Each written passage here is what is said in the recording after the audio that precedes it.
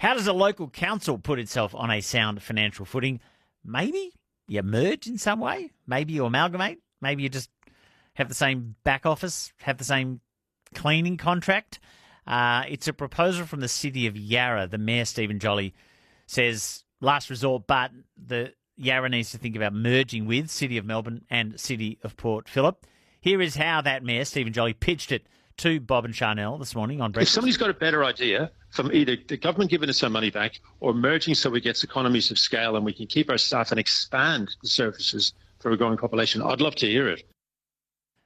I'd love to hear it. Well, does the Lord Mayor of Melbourne love to hear what Stephen Jolly's talking about it? I would deem Nicholas Rees's response to Stephen Jolly's idea as not yet convinced. Have a listen. So I can see some logic to this, but I also need to, sound a note of caution here.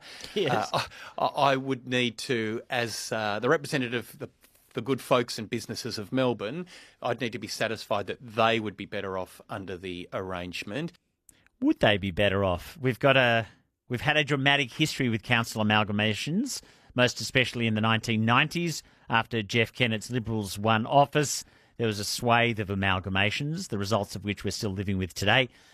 So what do the councils themselves make of it? Representing your local councillors is the Municipal Association of Victoria. Jennifer Anderson's the president. She's also a councillor with the Macedon Ranges Shire. Good morning. Good morning. Do you have a view on whether or not Yarra, Melbourne and Port Phillip should merge? Well, the MAV does not have a view, and we haven't discussed amalgamations, but we have certainly discussed some of the issues that Mayor Jolly brings up about the financial sustainability of councils. And what sort of stuff are you guys entertaining or thinking about?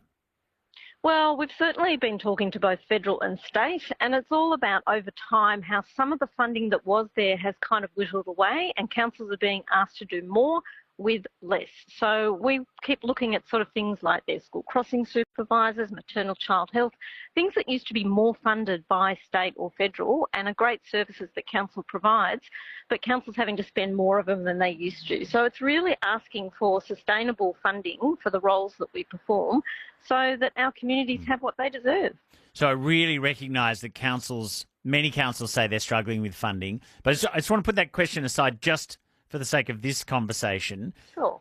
Are there many councils trying to share financial burden, sort of, share the back office or have a contract across many different municipal areas? Is that happening much? There are some councils that look at sharing services, but unfortunately most councils do have different ways of doing things. There's legacy of different technologies. So you take, for instance, the Essential Services Volunteer Fund and the state government wanting us to administer that.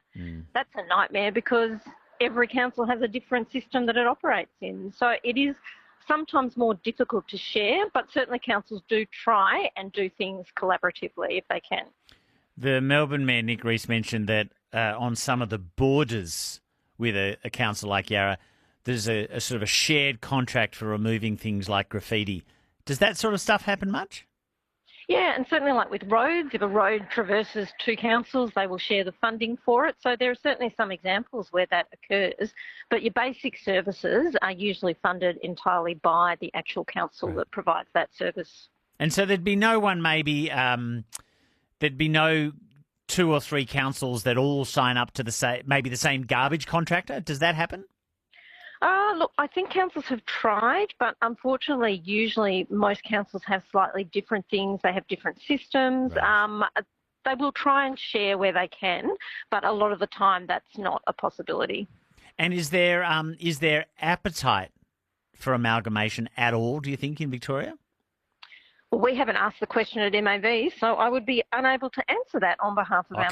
Come on, what's the goss? Like when you guys get together? No goss, we have not got a position. It will be something that we would have to discuss with our members as to whether they felt it was a solution. But I think, listening to the Lord Mayor, you've got to explore all options when you're looking at financial issues for councils. Thanks so much for your time, Jennifer. Not a problem at all.